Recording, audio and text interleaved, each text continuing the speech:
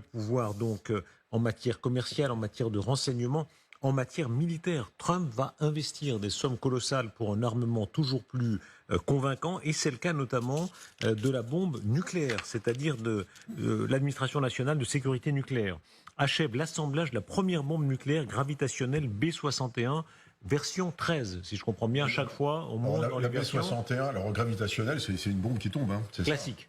Donc en fait, c'est une bombe très traditionnelle. C'est quand même pas le super. C'est une évolution d'une bombe, de la bombe qui équipe déjà les 5 pays nucléaires en Europe depuis toujours. Alors pourquoi ? Parce que je vous lis la suite. Donc cette nouvelle bombe fournira au président, donc à Donald Trump en l'occurrence, pendant ces 4 ans, des options nucléaires supplémentaires contre certaines cibles militaires plus dures et de grande surface. Bon, elle doit être un petit peu durcie, effectivement. Et donc là, chez les Américains, cette bombe-là, elle est largement plus tactique. Nous, on n'a pas ce type de bombe. Hein. Donc c'est une bombe qui peut être une bombe anti-force et utilisée de manière. Il y a combien de kilotonnes sur une bombe ? Parce que je crois me souvenir que Hiroshima, je parle sous votre contrôle, c'était 15 kilotonnes. Ouais. Alors là, honnêtement, je ne sais pas. La B-61, je ne sais pas, elle n'est pas très puissante. C'est une bombe de théâtre.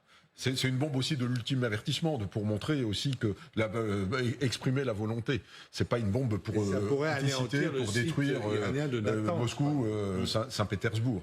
Mais ce qu'il faut voir, c'est que ça reste quand même une bombe très traditionnelle. C'est pas une rupture, ça. C'est pas un missile hypersonique qui veille. Voilà, c'est gravitationnelle, ça veut dire qu'elle tombe pendant la Deuxième Guerre mondiale. Alors elle a peut-être des ailettes, elle plane un peu, mais voilà. Expliquez bien, quand vous dites tactique, ça veut dire que les Américains, contrairement aux Français notamment, ont gardé dans leur doctrine la possibilité d'utiliser... Ils ont gardé la capacité de théâtre, en fait, c'est-à-dire de taper sur les forces adverses. De théâtre de guerre, hein, pas de théâtre... Alors que nous, cette force, on l'avait avec les Plutons et les Hadès, mais on tapait sur le territoire allemand.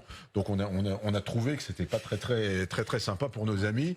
Pour les aider, on va vitrifier l'Allemagne. Donc forcément, ça a un petit peu dégradé le truc et ça a été abandonné après.